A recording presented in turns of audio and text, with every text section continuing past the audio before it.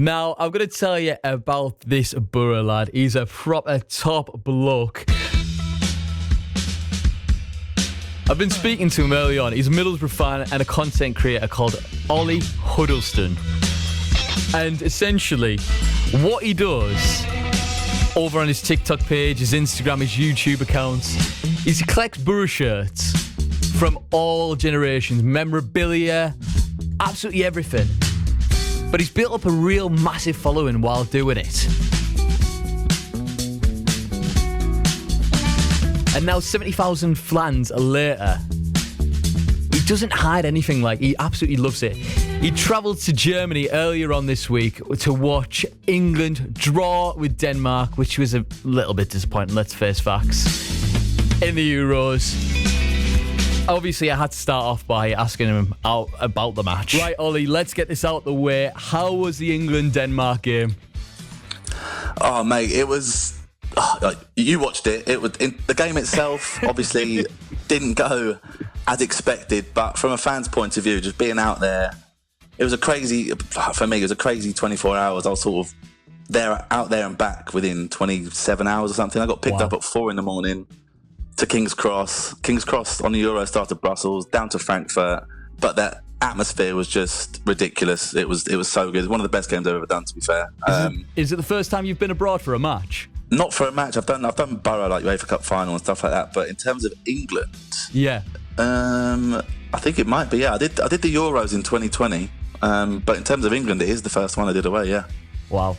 Honestly, I can't get over that. 27 hours. You must be absolutely knackered. It's not too bad, to be fair. Like, I've just come off the back of a family holiday. I went straight from there to Murcia for a friend's wedding for 4 days. So that was hectic, and then I come back for 2 days and then went back out to Germany again. But then I'm meant to be back out there next weekend as well, and I'm coming up to Boro this weekend on Sunday night. So yeah, a lot going on. Class. Were you not tempted to stay over and drown your sorrows? Nah, I couldn't. I've got too much going on at home. It's crazy. I've got kids. I've got all sorts. This trip was actually planned in January when the group stages come out. But the thing is, now I'm trying to plan for the last 16. I'm trying to plan for the quarters, and I was banking on us sort of topping the group so I can make a bit of a plan of it and nail on that Gelsenkirchen last 16 game. But because we fluffed it up, we could be in Gelsenkirchen, we could be in Dortmund on the Saturday. So yeah, it's all gone a bit messed up. So I'm just hoping we do the business on Tuesday. Now, what's your stance on Southgate? A lot of Boro fans feel like they don't want to criticise him, but what do you reckon? I've in my videos and stuff, I've constantly backed him. I mean, like, I've grown up through a time. I was born in 91, so from 91 to 2016, it's just been disappointment after disappointment after disappointment. And the last, 3 tournaments, I've had some of the best times I've had as a football fan following England. So I'm very much in the back Southgate sort of side of things. But having said that, after them first 2 games, I think the whole Trent thing, trying him in midfield, just hasn't worked. I think we're trying to squeeze players in. I think Foden needs to go in that number 10 role, which he does so well for Man City. It's not panic stations yet. No. Look, we're top of the group, 4 points. This happened in the World Cup as well. Everyone was panicking after we drew to the USA, and then we end up battering Wales. Happened in the last Euros. Everyone was crying after we drew to Scotland. End up going through, get to the final, losing on penalty. So it's not panic stations just yet, but I do think against Slovenia we just need to go for it. Let's move on and quickly talk about the fact that you are a Boro fan. You don't live in the northeast of England. Talk us through that. How is it being down in the big smog, as it were, as a Boro lad? Yeah, it's good, mate. It's obviously difficult trying to get to games and stuff, but all my family are up there. Like, it's only me and my sister that are down south, to be fair. I was born up there, moved down south when I was 3 because my dad got a job at Gatwick Airport, and then I could have supported United or Liverpool like all my other southern mates, but I stuck with Boro, and I've seen us win the Carling Cup. I've seen us in the UEFA Cup final. I've done all the big games, so I wouldn't swap my football fan journey for anyone else's. He's such a top man, and yeah, we're going to be catching up with him a little bit more after another tune. And obviously, I had to ask him about like his earliest memories of being a Boro lad and what was his favourite moment over the years. There's so many to pick from, but we'll do that just after a bit more music. Now, let's get the second half of this on.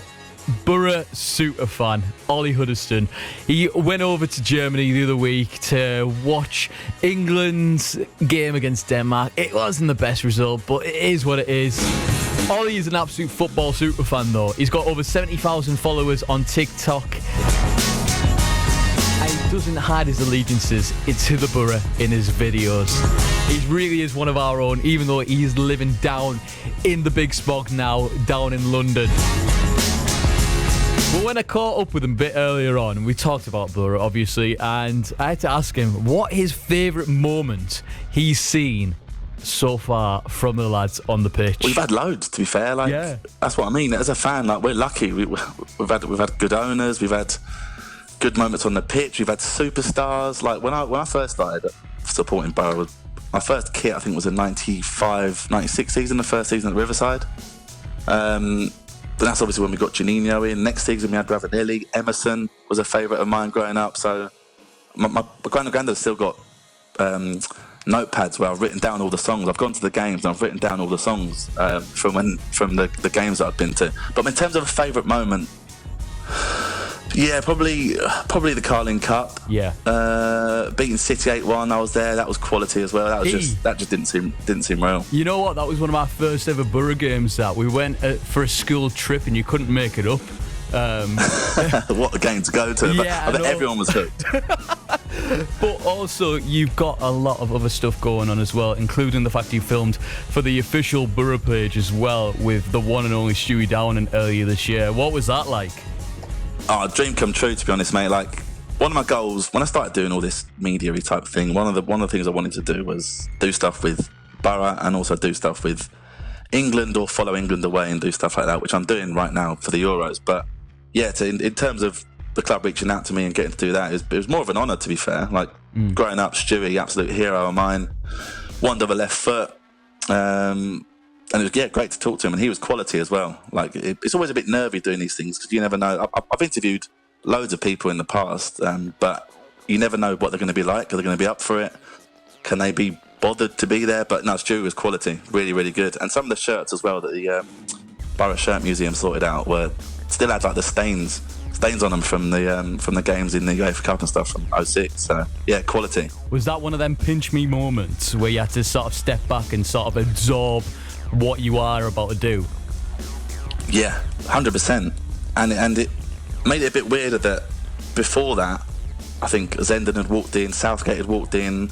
They weren't there, luckily, at the time of filming, because I don't know if I probably would have just froze up. But different to the normal stuff I do. The normal stuff I do, I'm normally in control of what's going on. I can edit it and stuff like that. So yeah, being in front of camera, big lights on me, stood with a legend. Loved it, to be fair.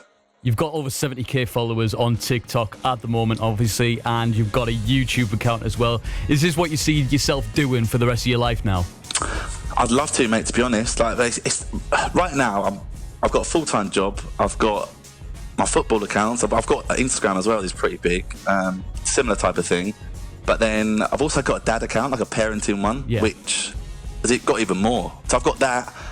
I've got my football channels. I'm trying to go to games. I'm trying to follow Boro. And I've also got kids that I'm trying to be a dad to. So, yeah, it's very, very hectic. But, yeah, in terms of making videos and stuff and following my team, following my country. You are balancing a ton of plates, and I absolutely tip my hat off for you doing it. Can we expect more Boro content when the Euros come to an end? 100%. There's something really good around the corner. I can't actually say what it is, but yeah, I'm going to be up there pretty soon doing some really cool stuff. You have to give us a teaser now. You can't just say that and not tell us anything. I can't say anything, but all I know, I'll be up there this week. Put it that way. Right, okay. Yeah. Okay. Trying to fit that in with all the England games has been a bit of a nightmare as well. But Ollie, it's been an absolute pleasure talking to you. Before we go, can I get an up the Boro? Up the Boro. Got to do the accent, ain't I, really? I can't do it in a Cockney accent. I know, that's shocking that. You've lost all your Teesside integrity.